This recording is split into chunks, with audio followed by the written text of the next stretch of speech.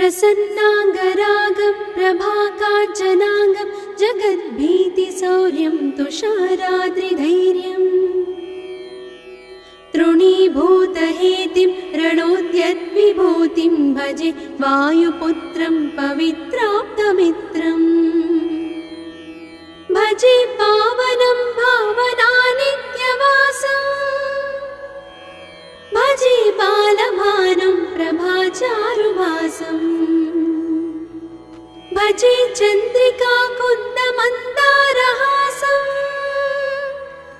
भजे सन्ततं रामभूपालदासम् भजे लक्ष्मणप्राणरक्षातिदक्षं भजे तोषितानेकगीर्वाणपक्षम् भजे घोरसङ्ग्रामसीमाहताक्षं भजे रामनामातिसम्प्राप्तरक्षम् कृताभीलनादं क्षितिक्षिप्तपादम् घनक्रान्तभृङ्गं कटिस्थोरुजङ्घम् वियद्व्याप्तकेशं भुजाश्लेषितास्मम् जयश्री समेतं भजे रामदूतम् चलद्वालघातं भ्रमच्चक्रवालं कठोराट्टहासं प्रभिन्नाब्जजाण्डम् महासिंहनादाद्विशीर्णत्रिलोकं भजे आञ्जनेयं प्रभुं वज्रकायम् रणे भीषणे मेघनादे सनादे सरोषे समारोपिते मित्रमुख्ये खगानां घनानां सुराणां च मार्गे नतं तं वहं तं हनुमन्तमीडे कनद्रत्नजम्भारिदम्भोळिधारं कनद्दन्तनिर्धूतकालोग्रदन्तम् पदाघातभीताब्धिभूताधिवासं रणक्षोणिदक्षं भजे पिङ्गळाक्षम् महाग्राहपीडा महोत्पातपीडा महारोगपीडा महातीव्रपीडा हरत्यासुते पादपद्मानुरक्तो नमस्ते कपिश्रेष्ठ रामप्रियो यः सुधा सिन्धुमुल्लङ्घ्य नाथोग्रदीप्तः सुधा चौषधीस्ता प्रकुप्तप्रभावः षडद्रोणशैलस्य सारेण सेतुं विना भूस्वयं कः समर्थः कपीन्द्रः निरातङ्कमाविश्य लङ्कां विसम्पो भवानेव सीतातिशोकापहारी समुद्रान्तरङ्गादिरौद्रं विनिद्रम् विलङ्घ्योरुजङ्घस्तुता मर्त्यसङ्घः रमानाथ रामः क्षमानाथ रामः अशोकेन शोकं विहाय प्रहर्षम् वनान्तर्घनं जीवनं दानवानं विपाट्य प्रहर्षात् हनुमान् त्वमेव जराभारतो भूरिपीडां शरीरे निराधारणारूढगाढप्रतापे भवत्पादभक्तिं भवद्भक्तिरक्तिम् कुरु श्रीहनुमत्प्रभो मे दयाळो महायोगिनो ब्रह्मरुद्रादयो वा न जानन्ति तत्त्वं निजं राघवस्य कथं ज्ञायते मातृसे नित्यमेव प्रसीद प्रभो वानरेन्द्रो नमस्ते नमस्ते महासत्त्ववाहाय तुभ्यं नमस्ते महावज्रदेहाय तुभ्यं नमस्ते परिभूतसूर्याय तुभ्यम्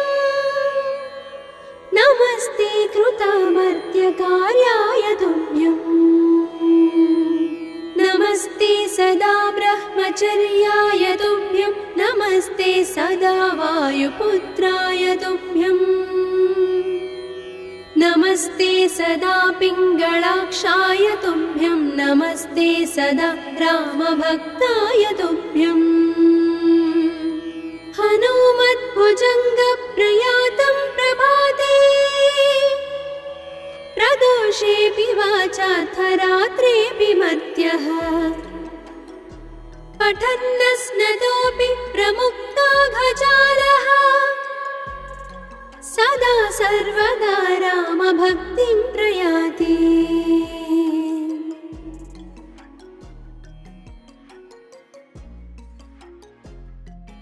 प्रसन्नाङ्गरागं प्रभाकाञ्चनाङ्गं जगद्भीतिशौर्यं तुषाराद्रिधैर्यम् तृणीभूतहेतिं रणोद्यद्विभूतिं भजे वायुपुत्रं पवित्राप्तमित्रम् भजे पावनं भावनानित्यवासम्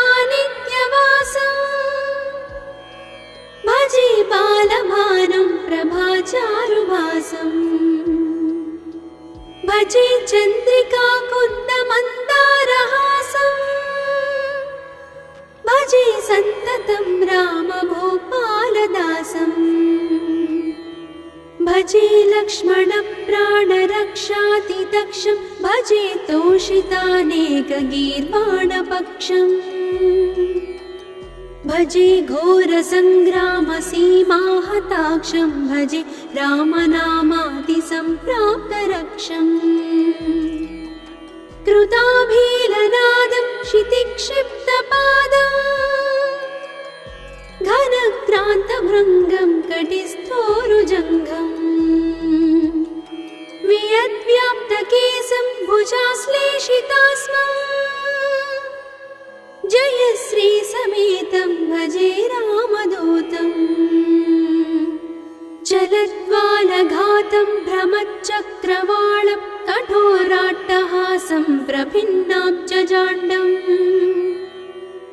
महासिंहनादाद्विशीर्णत्रिलोकं भजे आञ्जनेयं प्रभुं वज्रकायम् रणे भीषणे मेघनादे सनादे सरोषे समारोपिते मित्रमुख्ये खगानां घनानां सुराणां च मार्गे नतं तं वहं तं हनुमन्तमीडे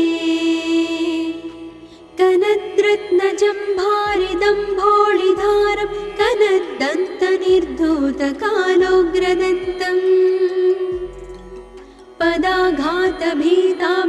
पदाघातभीताब्धिभूताधिवासं रणक्षोणिदक्षं भजे पिङ्गलाक्षम्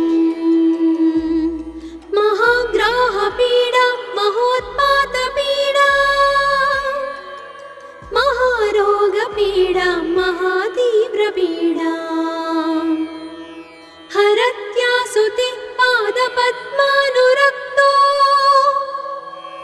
नमस्ते कपिश्रेष्ठ रामप्रियो यः सुधा सिन्धुमुल्लङ्घ्य नाथोग्रदीप्तः सुधा चौषधीस्ता प्रकुप्तप्रभावः षडद्रोणशैलस्य सारेण सेतुं विना भूस्वयं कः समर्थः कपीन्द्रः निरातङ्कमाविश्य लङ्कां विसम्पो भवानेव सीतातिशोकापहारी समुद्रान्तरङ्गादिरौद्रं विनिद्रम् विलङ्घ्योरुजङ्घस्तुता मर्त्यसङ्घः रमानाथ रामः क्षमानाथ रामः अशोकेन शोकं विहाय प्रहर्षम् वनान्तर्घनं जीवनं दानवानं विपाट्य प्रहर्षात् हनुमान् त्वमेव जराभारतो भूरिपीडां शरीरे निराधारणारूढगाढप्रतापे भव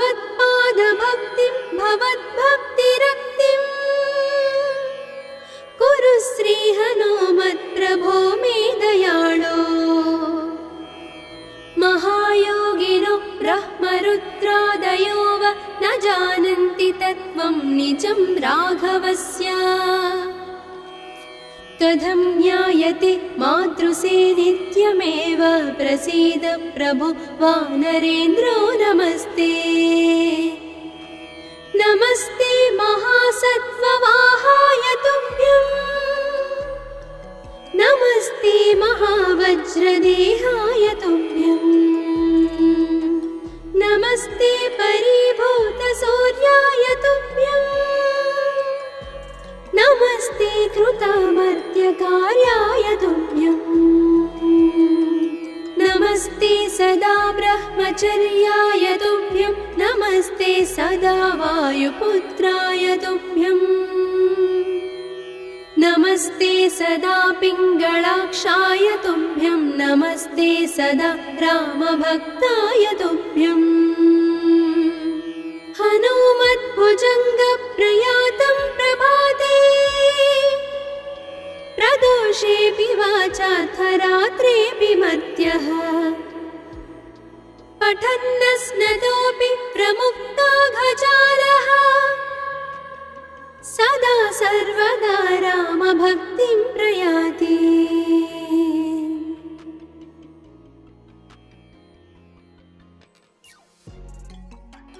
प्रसन्नाङ्गरागं प्रभाकाञ्चनाङ्गं जगद्भीतिशौर्यं तुषाराद्रिधैर्यं तृणीभूतहेतिं रणोद्यद्विभूतिं भजे वायुपुत्रं पवित्राप्तमित्रम् भजे पावनं भावनानित्यवासम् भजे बालभानुं प्रभाचारुभासम् भजे चन्द्रिका कुन्दमन्दारहासम् भजे सन्ततं रामभूपालदासम् भजे लक्ष्मणप्राणरक्षातिदक्षं भजे तोषितानेकगीर्वाणपक्षम् भजे घोरसङ्ग्रामसीमाहताक्षं भजे रामनामातिसम्प्राप्तरक्षम् कृताभीलनादं क्षितिक्षिप्तपादम् घनक्रान्तभृङ्गं कटिस्थोरुजङ्घम् वियद्व्याप्तकेशं भुजाश्लेषितास्मम् जयश्री समेतं भजे रामदूतम् जलद्वालघातं भ्रमच्चक्रवालं कठोराट्टहासं प्रभिन्नाब्जजाण्डम् महासिंहनादाद्विशीर्णत्रिलोकं भजे आञ्जनेयं प्रभुं वज्रकायम् रणे भीषणे मेघनादे सनाधे सरोषे समारोपिते मित्रमुख्ये खगानां घनानां सुराणां च मार्गे नतं तं वहं तं हनुमन्तमीडे कनद्रत्नजम्भारिदम्भोळिधारं कनद्दन्तनिर्धूतकालोग्रदन्तम् पदाघातभीताब्धिभूताधिवासं रणक्षोणिदक्षं भजे पिङ्गळाक्षम् महाग्राहपीडा महोत्पातपीडा महारोगपीडा महातीव्रपीडा हरत्यासुते पादपद्मानुरक्तो नमस्ते कपिश्रेष्ठ रामप्रियो यः सुधा सिन्धुमुल्लङ्घ्य नाथोग्रदीप्तः सुधा चौषधीस्ता प्रकुप्तप्रभावः षडद्रोणशैलस्य सारेण सेतुं विना भूस्वयं कः समर्थः कपीन्द्रः निरातङ्कमाविश्य लङ्कां विसम्पो भवानेव सीतातिशोकापहारी समुद्रान्तरङ्गादिरौद्रं विनिद्रम् प्रस्तुता मर्त्यसङ्घः रमानाथ रामः क्षमानाथ रामः अशोकेन शोकं विहाय प्रहर्षम् वनान्तर्घनं जीवनं दानवानं विपाट्य प्रहर्षात् हनूमान् त्वमेव जराभारतो भूरिपीडां शरीरे निराधारणारूढगाढप्रतापे भवत्पादभक्तिं भवद्भक्तिरक्तिं कुरु श्रीहनुमत्प्रभो मे दयाळो महायोगिनो ब्रह्मरुद्रादयो वा न जानन्ति तत्त्वं निजं राघवस्य कथं ज्ञायते मातृसे नित्यमेव प्रसीद प्रभो वानरेन्द्रो नमस्ते नमस्ते महासत्त्ववाहाय तुभ्यं नमस्ते महावज्रदेहाय तुभ्यं नमस्ते परिभूतसूर्याय तुभ्यं नमस्ते कृतामर्त्यकार्याय तुभ्यं नमस्ते सदा ब्रह्मचर्याय तुभ्यं नमस्ते सदा वायुपुत्राय तुभ्यं नमस्ते सदा पिङ्गळाक्षाय तुभ्यं नमस्ते सदा रामभक्ताय तुभ्यं हनुमद्भुजङ्गप्रयातं प्रभाते प्रदोषेऽपि वाचार्थरात्रेऽपि मर्त्यः पठन्नस्नतोऽपि प्रमुक्ताघजालः सदा सर्वदा रामभक्तिं प्रयाति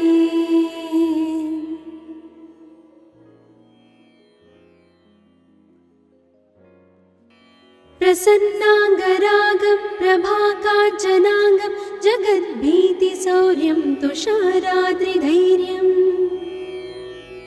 तृणीभूतहेतिं रणोद्यद्विभूतिं भजे वायुपुत्रं पवित्राप्तमित्रम् भजे पावनं भावनानित्यवासम् भजे बालभानुं प्रभाचारुभासम् भजे चन्द्रिका कुन्दमन्दारहासम् भजे सन्ततं रामभूपालदासम्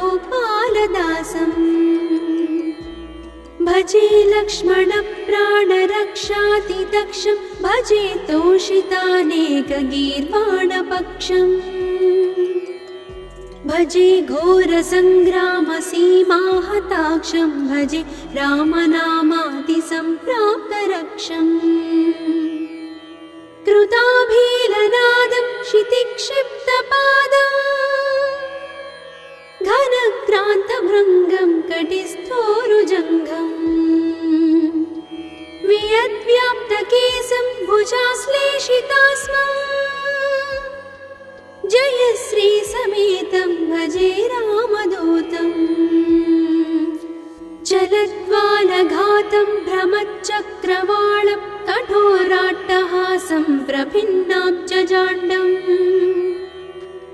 महासिंहनादाद्विशीर्णत्रिलोकं भजे आञ्जनेयं प्रभुं वज्रकायम्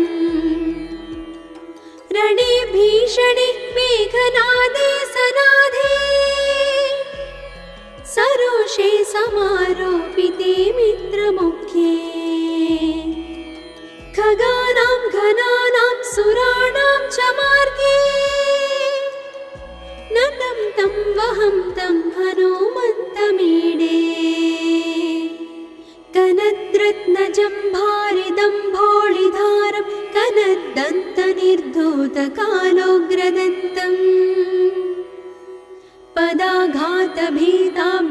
पदाघातभीताब्धिभूताधिवासं रणक्षोणिदक्षं भजे पिङ्गळाक्षम् महाग्राहपीडा महोत्पातपीडा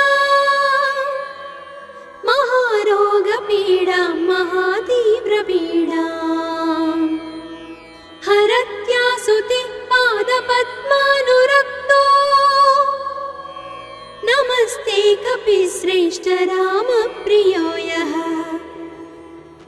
सुधा सिन्धुमुल्लङ्घ्य नादोग्रदीप्तः सुधा चौषधीस्ता प्रकुप्तप्रभावः षडद्रोणशैलस्य सारेण सेतुं विना भू स्वयं कः समर्थः कपीन्द्रः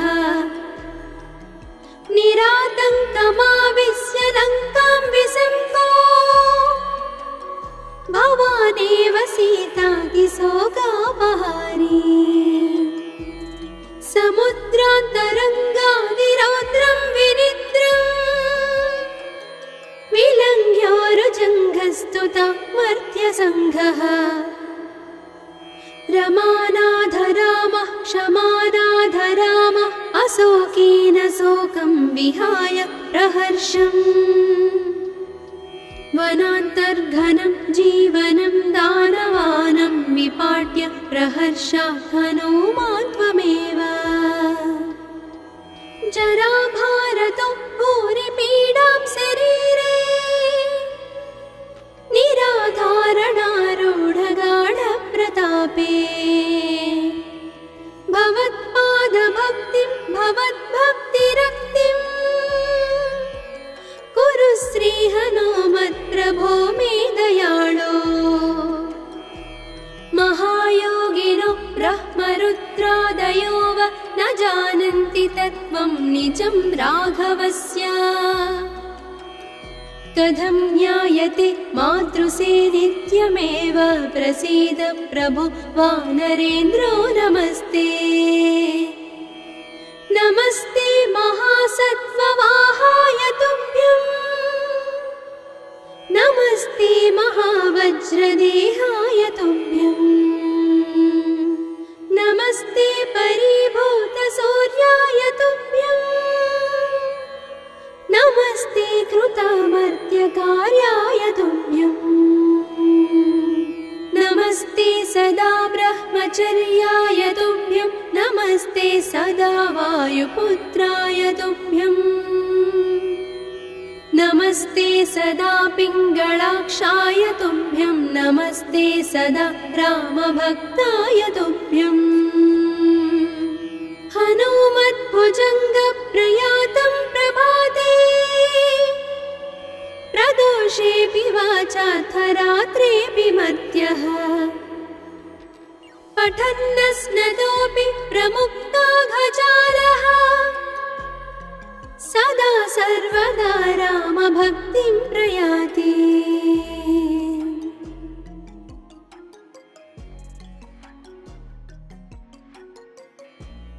प्रसन्नाङ्गरागं प्रभाकाञ्चनाङ्गं जगद्भीतिशौर्यं तुषाराद्रिधैर्यं तृणीभूतहेतिं रणोद्यद्विभूतिं भजे वायुपुत्रं पवित्राप्तमित्रम् भजे पावनं भावनानित्यवासम् भजे बालभानुं प्रभाचारुभासम् भजे चन्द्रिका कुन्दमन्दारहासम् भजे सन्ततं रामभूपालदासम् भजे लक्ष्मणप्राणरक्षातिदक्षं भजे तोषितानेकगीर्वाणपक्षम् भजे घोरसङ्ग्रामसीमाहताक्षं भजे रामनामातिसम्प्राप्तरक्षम् कृताभीलनादं क्षितिक्षिप्तपादम् घनक्रान्तभृङ्गं कटिस्थोरुजङ्घम् वियद्व्याप्तकेशं भुजाश्लेषितास्मम् जयश्री समेतं भजे रामदूतम् जलद्वालघातं भ्रमच्चक्रवालं कठोराट्टहासं प्रभिन्नाब्जजाण्डम्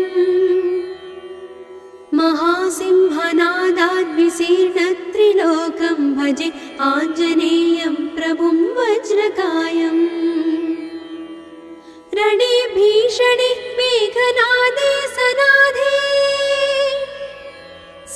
प्रदोषे समारोपिते मित्रमुख्ये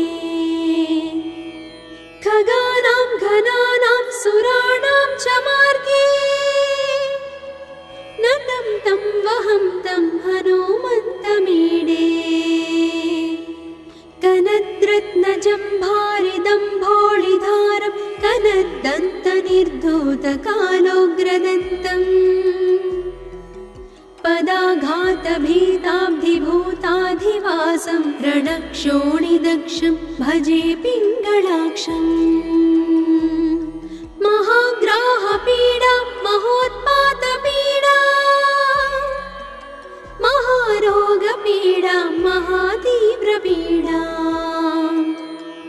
हरत्यासुते पादपद्मानुरक्तो नमस्ते कपिश्रेष्ठ रामप्रियो यः सुधा सिन्धुमुल्लङ्घ्य नाथोग्रदीप्तः सुधा चौषधीस्ता प्रकुप्तप्रभावः षडद्रोणशैलस्य सारेण सेतुं विना भूस्वयं कः समर्थः कपीन्द्रः निरातङ्कमाविश्य लङ्कां विसम्पो भवानेव सीतातिशोकापहारी समुद्रान्तरङ्गादिरौद्रं विनिद्रम् विलङ्घ्योरुजङ्घस्तुता मर्त्यसङ्घः रमानाथ रामः क्षमानाथ रामः अशोकेन शोकं विहाय प्रहर्षम् वनान्तर्घनं जीवनं दानवानं विपाट्य प्रहर्षात् हनुमान् त्वमेव जराभारतो भूरिपीडां शरीरे निराधारणारूढगाढप्रतापे भवत्पादभक्तिं भवद्भक्तिरक्तिम् कुरु श्रीहनुमत्प्रभो मे दयाळो महायोगिनो ब्रह्मरुद्रादयो वा न जानन्ति तत्त्वं निजं राघवस्य कथं ज्ञायते मातृसे नित्यमेव प्रसीद प्रभो वानरेन्द्रो नमस्ते नमस्ते महासत्त्ववाहाय तुभ्यं नमस्ते महावज्रदेहाय तुभ्यं नमस्ते परिभूतसूर्याय तुभ्यं नमस्ते कृतामर्त्यकार्याय तुभ्यं नमस्ते सदा ब्रह्मचर्याय तुभ्यं नमस्ते सदा वायुपुत्राय तुभ्यं नमस्ते सदा पिङ्गळाक्षाय तुभ्यं नमस्ते सदा रामभक्ताय तुभ्यं हनुमद्भुजङ्गप्रयातं प्रभाते प्रदोषेऽपि वाचार्थरात्रेऽपि मर्त्यः पठन्नस्नतोऽपि प्रमुक्ताघजालः सदा सर्वदा रामभक्तिं प्रयाति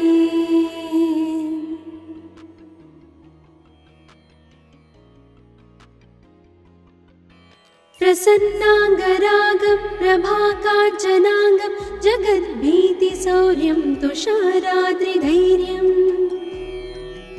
तृणीभूतहेतिं रणोद्यद्विभूतिं भजे वायुपुत्रं पवित्राप्तमित्रम् भजे पावनं भावनानित्यवासम् भजे बालभानुं प्रभाचारुभासम्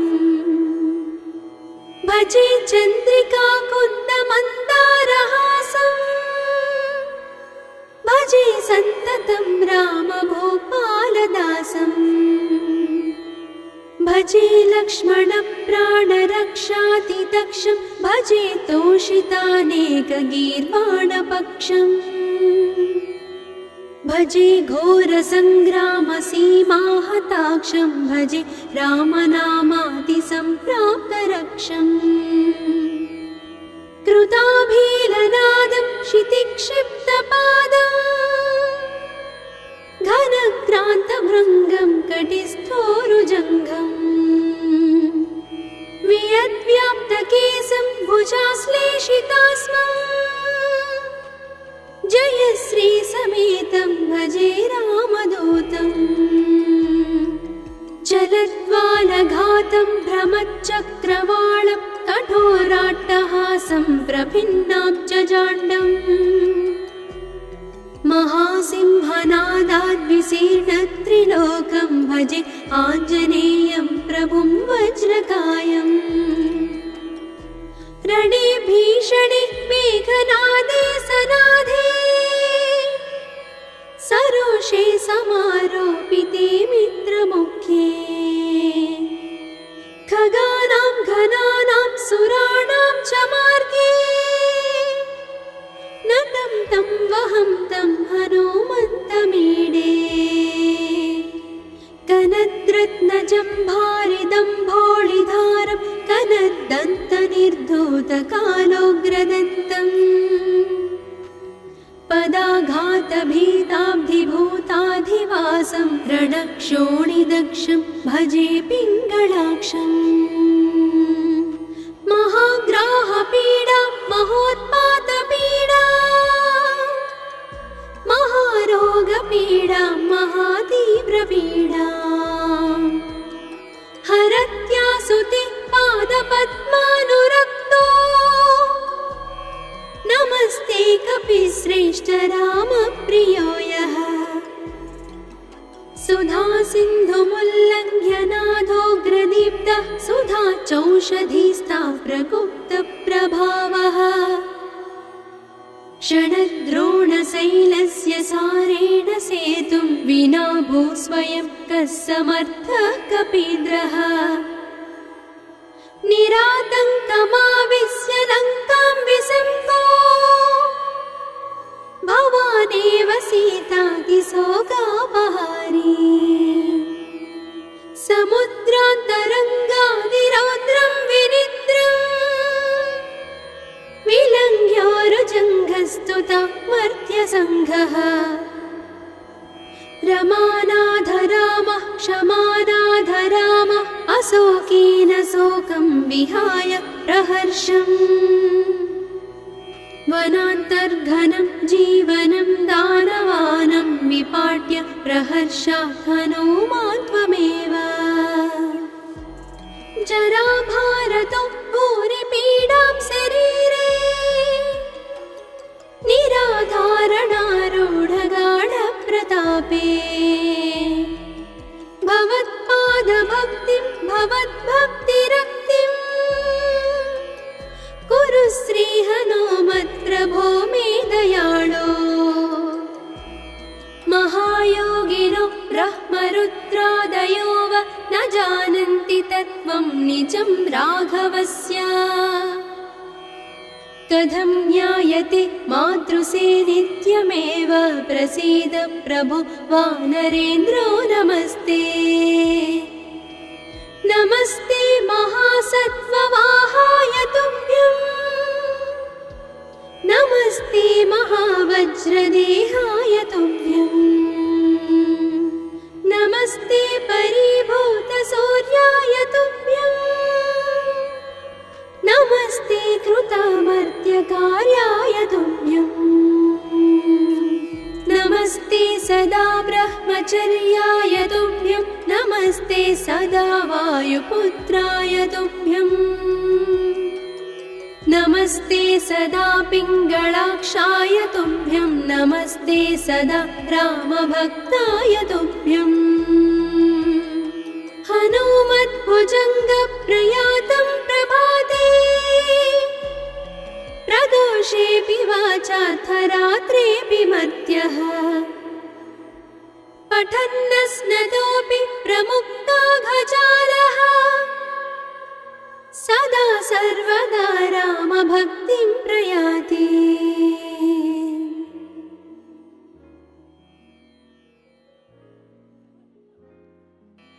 प्रसन्नाङ्गरागं प्रभाकाञ्चनाङ्गं जगद्भीतिशौर्यं तुषाराद्रिधैर्यम् तृणीभूतहेतिं रणोद्यद्विभूतिं भजे वायुपुत्रं पवित्राप्तमित्रम् भजे पावनं भावनानित्यवासम् भजे बालभानुं प्रभाचारुभासम् भजे चन्द्रिका कुन्दमन्दारहासम् भजे सन्ततं रामभूपालदासम् भजे लक्ष्मणप्राणरक्षातिदक्षं भजे तोषितानेकगीर्वाणपक्षम् भजे घोरसङ्ग्रामसीमाहताक्षं भजे रामनामातिसम्प्राप्तरक्षम् कृताभीलनादं क्षितिक्षिप्तपादम् घनक्रान्तभृङ्गं कटिस्थोरुजङ्घम् वियद्व्याप्तकेशं भुजाश्लेषितास्मम् जयश्री समेतं भजे रामदूतम् चलद्वालघातं भ्रमच्चक्रवालं कठोराट्टहासं प्रभिन्नाब्जजाण्डम् महासिंहनादाद्विशीर्णत्रिलोकं भजे आञ्जनेयं प्रभुं वज्रकायम् रणे भीषणे मेघनादे सनाधे सरोषे समारोपिते मित्रमुख्ये खगानां घनानां सुराणां च मार्गे नतं तं वहं तं हनुमन्तमीडे कनद्रत्नजम्भारिदम्भोळिधारं कनद्दन्तनिर्धूतकालोग्रदन्तम् पदाघातभीताब्धिभूताधिवासं रणक्षोणिदक्षं भजे पिङ्गळाक्षम् महाग्राहपीडा महोत्पातपीडा महारोगपीडा महातीव्रपीडा हरत्यासुते पादपद्मानुरक्तो नमस्ते कपिश्रेष्ठ रामप्रियो यः सुधा सिन्धुमुल्लङ्घ्य नाथोग्रदीप्तः सुधा चौषधीस्ता प्रकुप्तप्रभावः षडद्रोणशैलस्य सारेण सेतुं विना भूस्वयं कः समर्थः कपीन्द्रः निरातङ्कमाविश्य लङ्कां विसम्पो भवानेव सीतातिशोकापहारी समुद्रान्तरङ्गादिरौद्रं विनिद्रम् विलङ्घ्योरुजङ्घस्तुता मर्त्यसङ्घः रमानाथ रामः क्षमानाथ रामः अशोकेन शोकं विहाय प्रहर्षम् वनान्तर्घनं जीवनं दानवानं विपाट्य प्रहर्षात् हनुमान् त्वमेव जराभारतो भूरिपीडां शरीरे निराधारणारूढगाढप्रतापे भवत्पादभक्तिं भवद्भक्तिरक्तिम् कुरु श्रीहनुमत्प्रभो मे दयाळो महायोगिनो ब्रह्मरुद्रादयो वा न जानन्ति तत्त्वं निजं राघवस्य कथं ज्ञायते मातृसे नित्यमेव प्रसीद प्रभो वानरेन्द्रो नमस्ते नमस्ते महासत्त्ववाहाय तुभ्यं नमस्ते महावज्रदेहाय तुभ्यं नमस्ते परिभूतसूर्याय तुभ्यम्